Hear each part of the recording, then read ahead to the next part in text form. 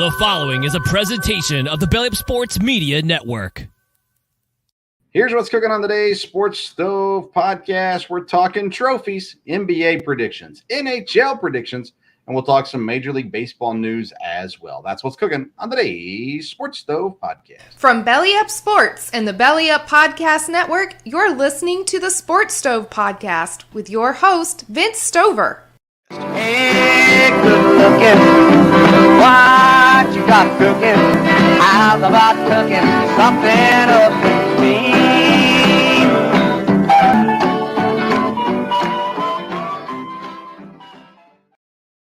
Welcome in to an all-new edition of the Sports Stove podcast presented by Righteous Felon Jerky.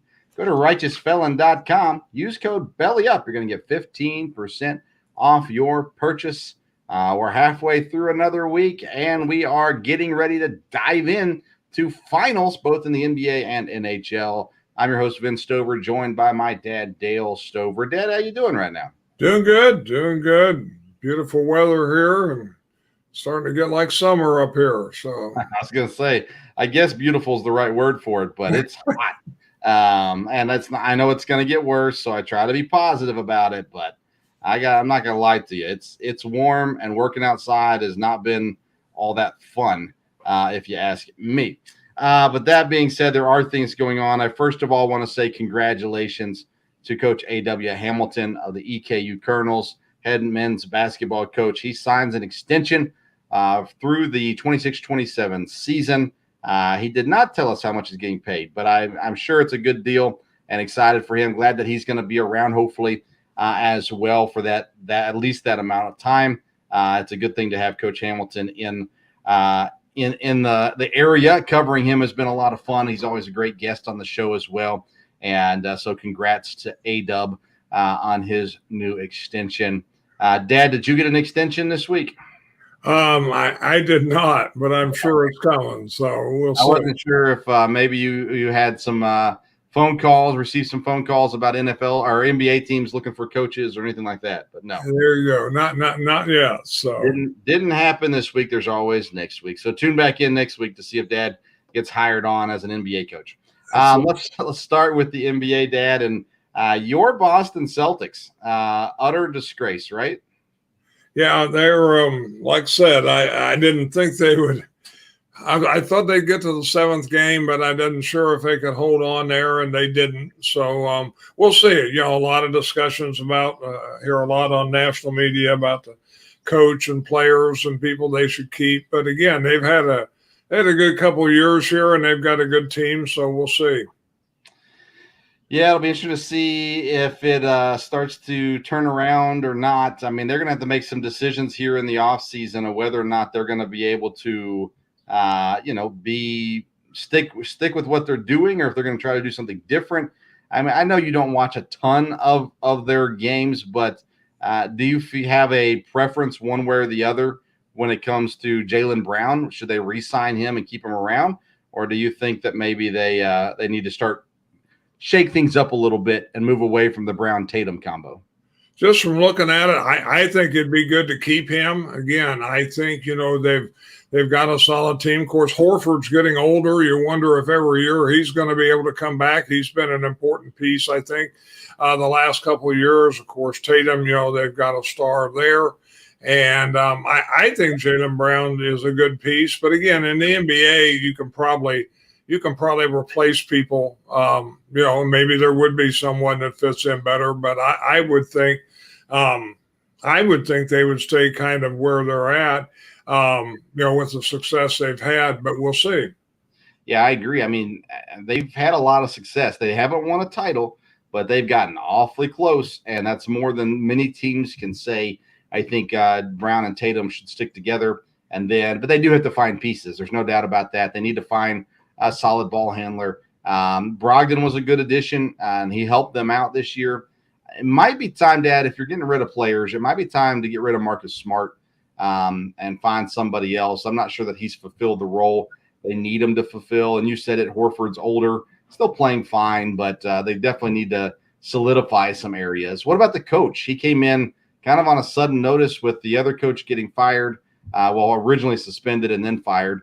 Do you think they should continue with him? It's his first time being a head coach, or do you think they should look out there and try to find somebody else? I think, again, with the success they had during the season, I don't see why he wouldn't get another year, and we'll see. But I guess it depends who you could replace him with. Yeah. And again, I think their GM's pretty smart guys, so we'll see what direction they head. But I think the coach, did well this year, and I think it'd be worth bringing him back. But we'll see. Yeah, and you mentioned GMs. Interestingly, this week, the Warriors announced that their GM is stepping down, so he's no longer the GM out there, and Myers has been really successful in Golden State. And it just so happens that a day or two after that announcement, the New York Knicks decide they're not going to extend their general manager. So it makes you think that maybe Myers has a job waiting for him if he wants it in New York. But let's get to the finals. The Miami Heat and the Denver Nuggets tip off on Thursday night, 8:30 p.m. on ABC. Denver, a 9-point favorite in the opening game. Denver has looked so good. Some people have said, well, the West really isn't that good. I don't think it matters. I think the Nuggets are really, really good. They got an incredible team.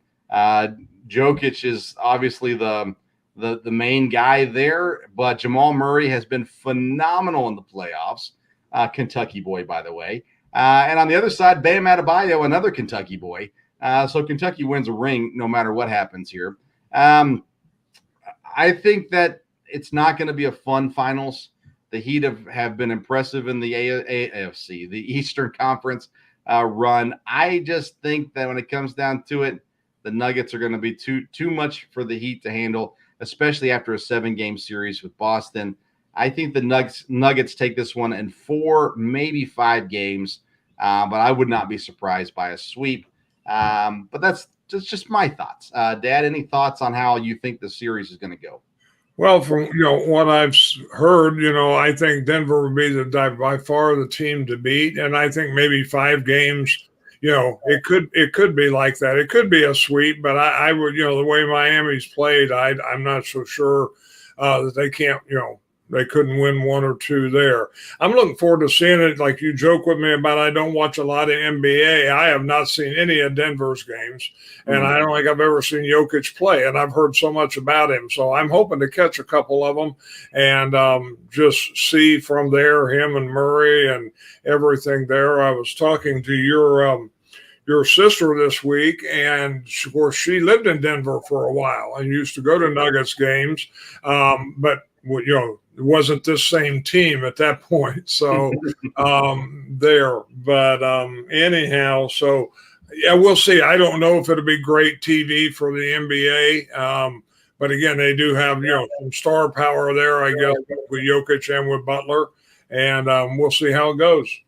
Yeah, Jokic averaging just under 30 points a game in the playoffs, 13 rebounds, 10 assists, and a steal, and almost a block too. So he's averaging a triple-double so far in the playoffs. But Jamal Murray's been right there, 27.7 points a game.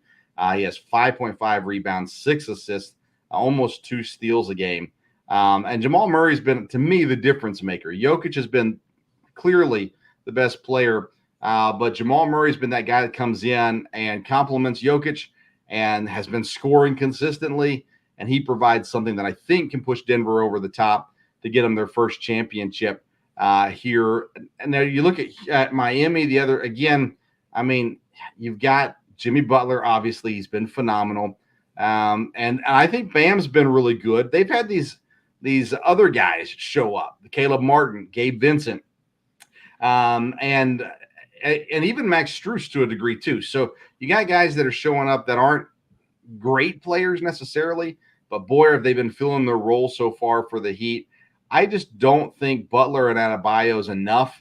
I think the defense for Denver, they're a little long. I think the defense for Denver is going to be tough, and it'll be an absolute miracle if the Heat win the NBA Finals this year. But I give mad props. Jimmy Butler, he has been so good. He's been so good for a while now. but especially since he's been on the Heat, he's done everything he's got to do to lead the team, a true leader. He has that mindset, that mentality that many guys are missing in today's day and time.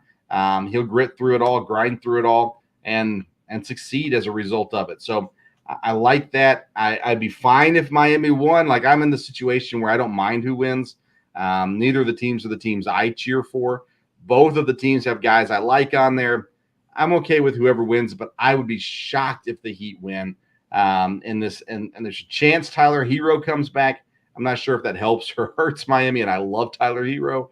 There's a time where you don't want to mess up a good thing. I'm not sure that him returning would help or not, but I don't know. My fear is, Dad, this is not going to be entertaining, other than just watching Jokic and Murray and aspects of the Heat too. But I'm not sure the games are going to be as compelling as maybe we've seen up to this point. Yeah, I think that'll be the case. So we'll see what kind of finals it is. We will see. Of course, the coaching changes have started to happen in the NBA. Already seeing several different changes. We see the Milwaukee Bucks tabbing an old Bucks player. Then we see the former Toronto coach winning a championship in Toronto, and maybe one of the most unlikely championships that there has been. Nick Nurse goes to Philadelphia. So we still have a few holes to fill, but I assume those will all happen here in the next several days as well. All right, let's move on to the NHL. We don't spend a lot of time on the NHL, but it's time for the Stanley Cup playoffs. They kick off on Saturday, 8 p.m. Vegas is the current favorite for Game 1. The Panthers survived and advanced. They did everything they had to do to get here. And so it's Vegas versus Florida in the NHL Stanley Cup. And, Dad, I have watched 0 Stanley Cup playoff games so far this year. You've paid closer attention to it. So give us a quick breakdown on what to expect from the Panthers and the Knights. Well, I think this will be an interesting Stanley Cup. I think it probably good for the NHL just because Florida has had such a run. Boston was supposed to be here.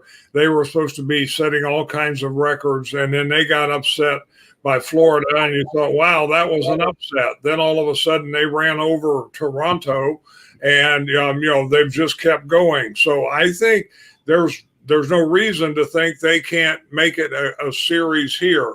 I have watched a few games, and I know the last game I watched with Vegas is really, really good. They're really solid. They're very aggressive, and I can see why they're the favorite. But I think Florida could win a game or two, and if Florida wins one early, I think it'll be a little bit, I think they'll draw some fans. I think it'll be a little bit of a compelling, again, like you said, playoff hockey, there's nothing really like it. And when you get to the Stanley Cup, if it's a 1-goal game and you get down to the last 3 minutes, there's just really nothing like it. It's just crazy. And I think Florida has proved they can stay in these games. And a lot of games have been won close ones. Vegas is really good and really solid, and they've been good all year. They were good in the West.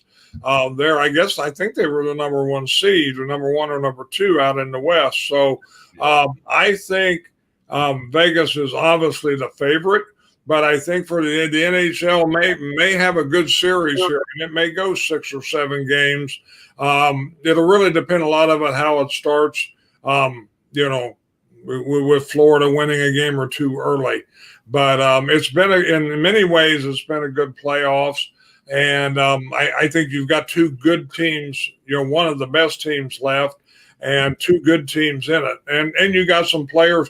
For people that are hockey fans, you've got some names there with Kachuk and others that, on Florida. So I think it'll, and obviously it takes good goalie play to get to this point. So they both have that. So I think it'll be, will it be a more interesting playoff in the NBA? I don't know. I mean, it's totally different. More people, understand basketball and watch basketball. But I think the NHL, I think it could be a very good playoff. Well, I'll say this, and you said it, that I've said it before. Yeah, there's no better playoffs than hockey. Now, my problem is I'm intrigued by this matchup, and I would tune in to the Stanley Cup, except for it's not on broadcast television. TNT is hosting all of these games for the NHL Stanley Cup, and I know I'm one of few people who doesn't get TNT, but I don't get TNT, and I just find it intriguing that I think you hurt your product when you don't put it on broadcast television, especially for championships. I do not understand how you don't have a deal in place where you can get championship games on NBC or whoever else is carrying it. The NBA, you're going to see them on ABC. The NHL is going to be hiding away on TNT, and it's going to hurt viewership. But hockey is a blast in the playoffs. Stanley Cup, I'm really intrigued by. I'll be following what happens. I won't be watching, but I will be following what happens. And all I know is they need a goalie to stand on their head. And if they do that, that team wins. And I still don't really understand what that means, but it's one of the funner phrases in all of sports, the goalie standing on his head. So hopefully someone does that. And I'm cheering for the Panthers. I know very little about them. Kachuk is somebody I do know as a result of the fact that I know who his dad was. So that's kind of cool. And he leads the team in pretty much everything, and points, goals, and assists here in the playoffs. But it always comes down to goalies in the playoffs and the Stanley Cup. And so that's going to be whoever's goalie plays the best is going to win, and should be fun. So I'm going to say Panthers in 6, Dad, is my prediction. Yeah, I'll go with Vegas in 6. So okay. Well, we agree on 6, so that's a good sign.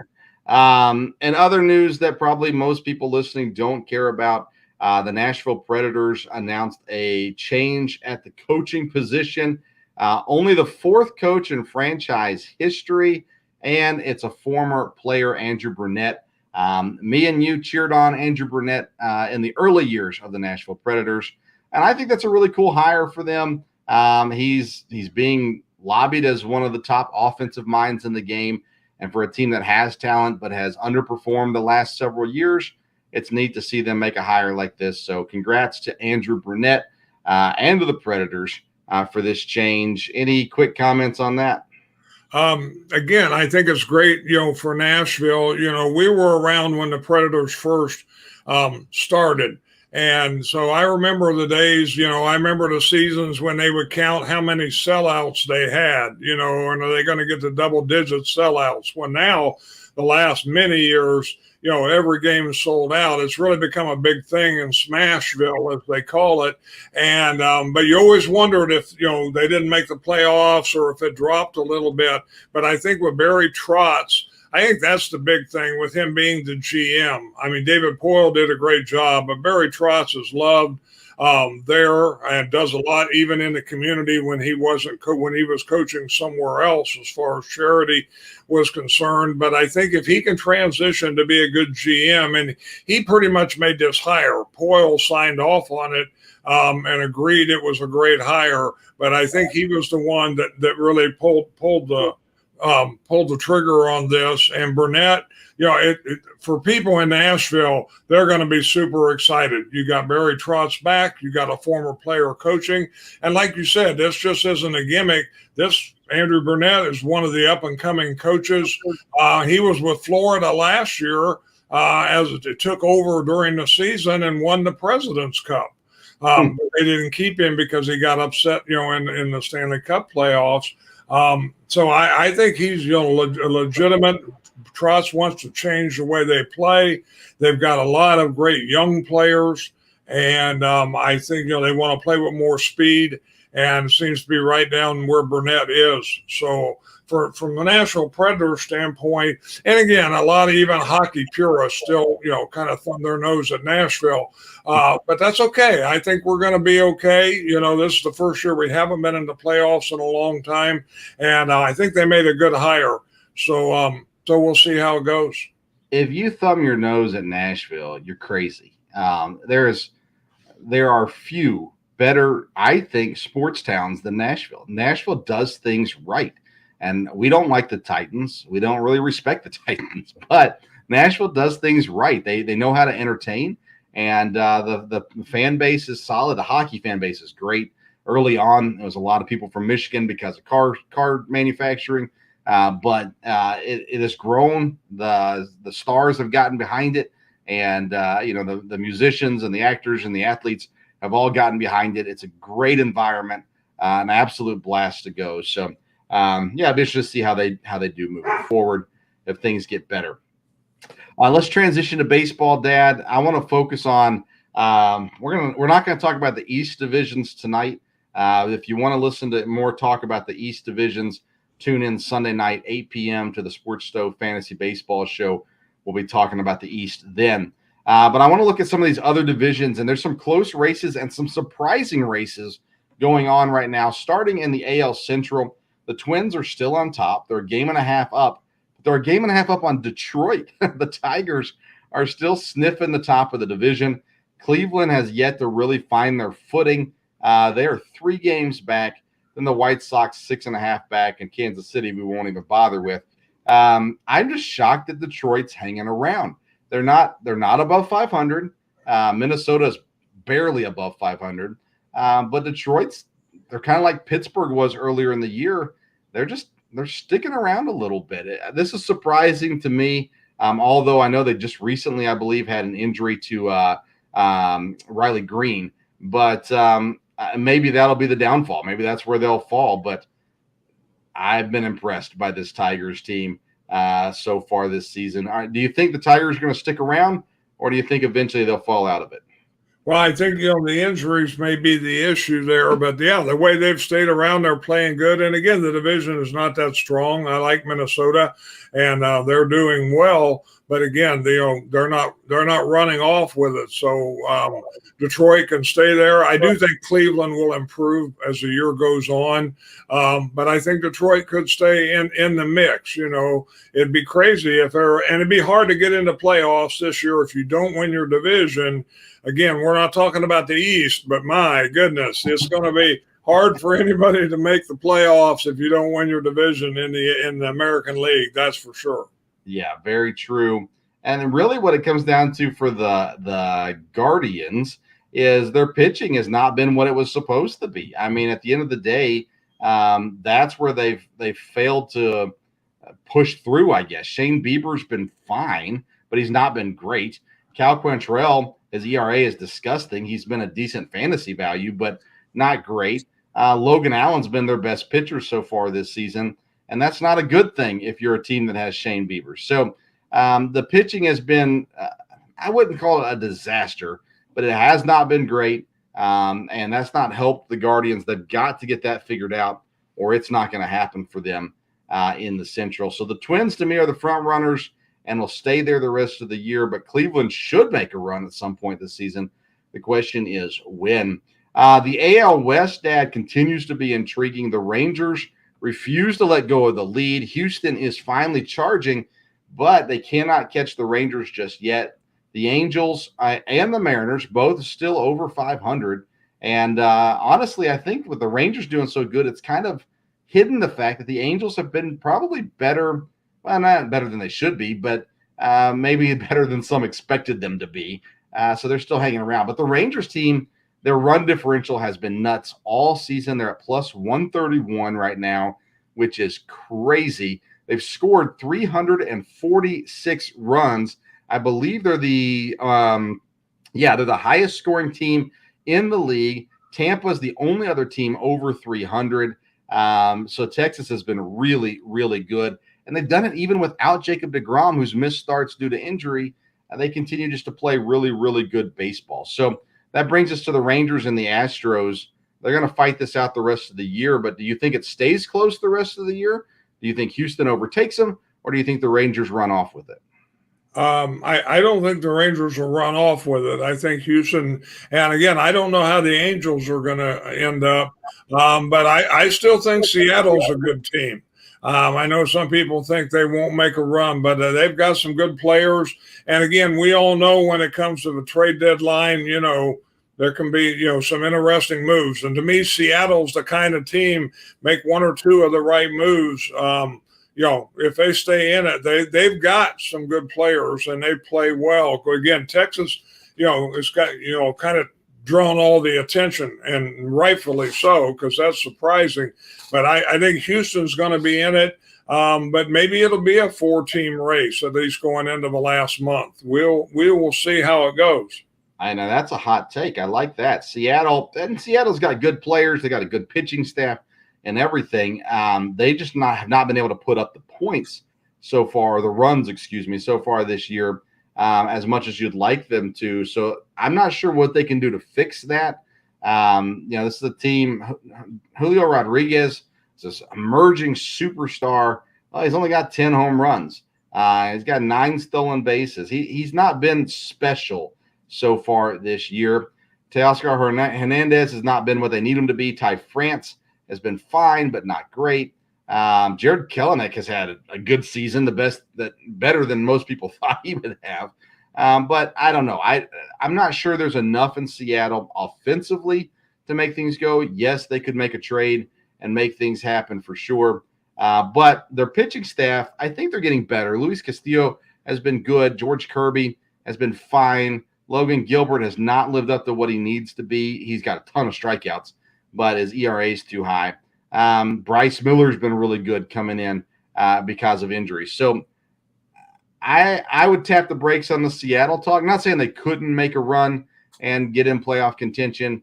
I don't think they're going to make a run at the top of the division. To me, that's a Texas race, Texas and Houston getting healthy is a good sign. But again, the Rangers have done this without DeGrom, which makes me think that they can maintain it and actually hold off Houston, win the division, which would put their money. They spent a lot of money the last 2 years. Last year they spent it on offense. This year they spent it on pitching, and it's paying off for them at this point. So I think that's pretty neat to see. The NL Central, another intriguing division. I thought the Cardinals were clearly the best team.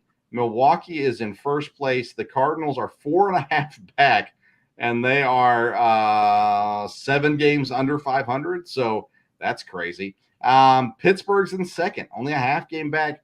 They won't go away. The Reds made a little bit of a run this week on a 4-game win streak, and so they're sitting there as well. And then Chicago is 4.5 back. So this division, they're within 4.5 games from top to bottom, yet the Brewers and the Pirates, the only 2 over 500, and no team looks great. I'm disappointed in the Brewers, and they have struggled. Yes, they've had injuries too, but boy, it has been an absolute struggle. They've only scored 216 runs, which is pathetic. The Marlins have scored less. The A's have barely scored less.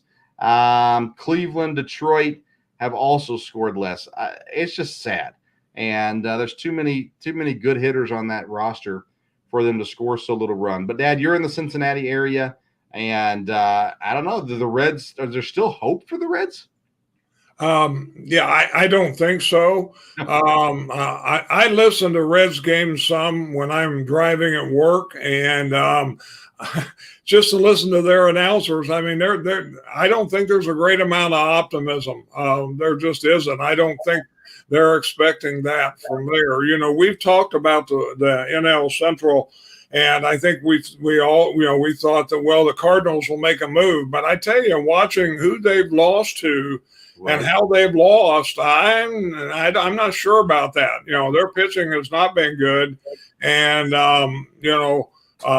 Milwaukee, I think, is the best team. The Pirates have hung around, and if they hang around, that might be good. You know, the Cubs, I don't think, are real good from there either, and the Reds. But again, like you said, they're not playing well, but they're only 4.5 games separating them. So I guess anything can happen. But and we're only 2 months into it too.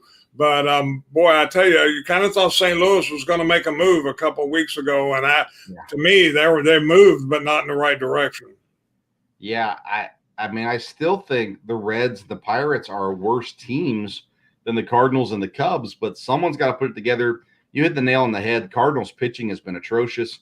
They've got to get that figured out to make any kind of move. Milwaukee should be at least 10 games up right now in the division, and they're not. And that's what's so sad about it is, man, they got opportunity, and they're blowing it. They're letting everybody stay close, and that could come back to bite them. later on this season for sure.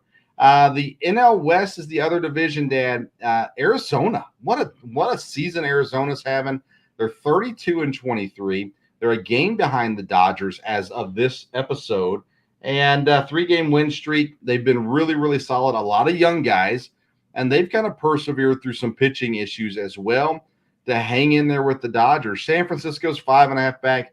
San Diego, talk about disappointments, 7.5 back. And Colorado, I don't think it's worth talking about them either. But to me, it's the Diamondbacks and the Dodgers right now, and I'm impressed by this Arizona team. Yes, yeah, the Diamondbacks have been a surprise. Of course, the Dodgers have not been the Dodgers of the last couple of years, so they can be challenged. And Arizona's a team right now that's doing it. Again, I'm a Giants fan, so I've kept up, and we made a really good run here over the last 2 weeks. We've lost the last couple of games, but they keep playing well and scrapping well, and I think they will stay in it.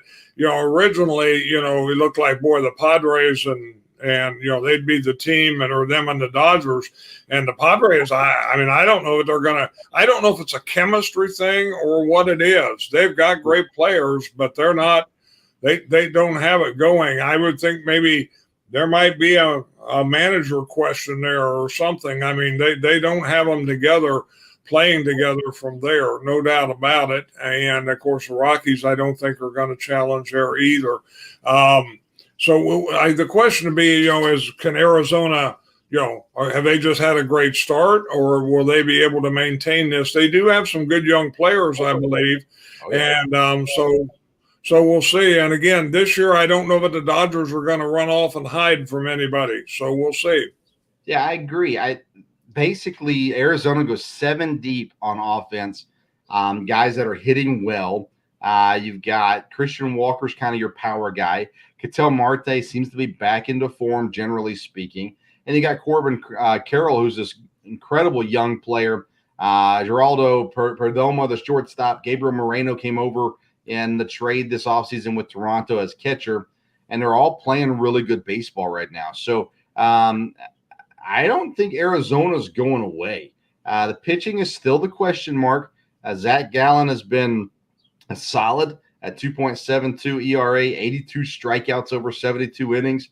Merrill Kelly's pitched well. After those two guys, though, they get in a little bit of trouble, and that's where it's going to hurt them. But if they got those two guys at the top that are pitching well, that's obviously going to go a long way this season as well. So I think, and like you said, the Dodgers, they're good. They're playing good baseball, but they're not as great as what they have been in the past. And so we'll see how it shakes out. Max Muncy, by the way, is not hitting for average very well, but 17 home runs on the season. They've got some power in LA still. So if I had to put money on it, I'd still probably put money on the Dodgers. But I think Arizona is a intriguing team, and I'd much more rather watch Arizona in October than the Los Angeles Dodgers.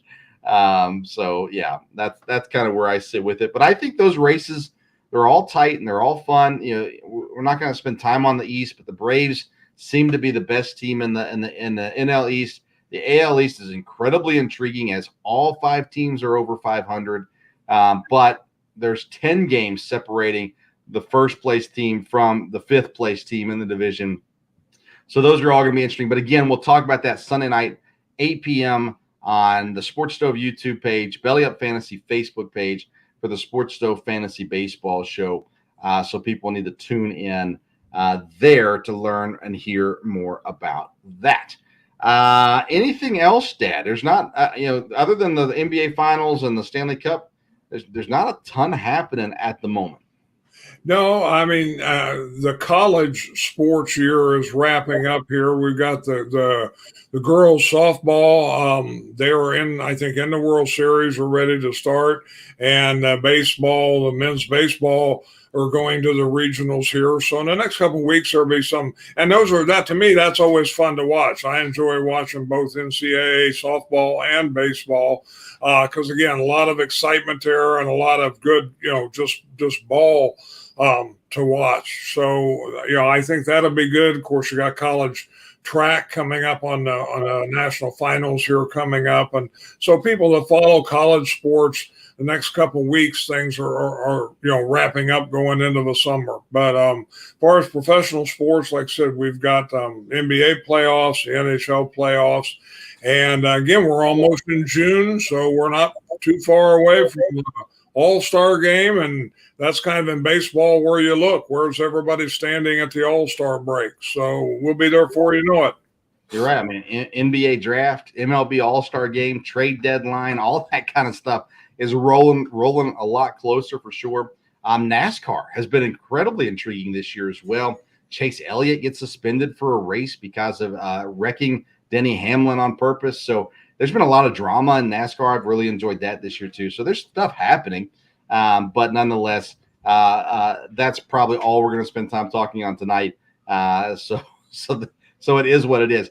Listen, if you're sitting around this summer and you're saying, you know what, I feel snacky, I need something to eat, you need to go to righteousfelon.com. Righteous Felon Jerky has great textured and great tasting jerky and beef sticks available. Go to righteousfelon.com. Use code BELLYUP to get 15% off your purchase.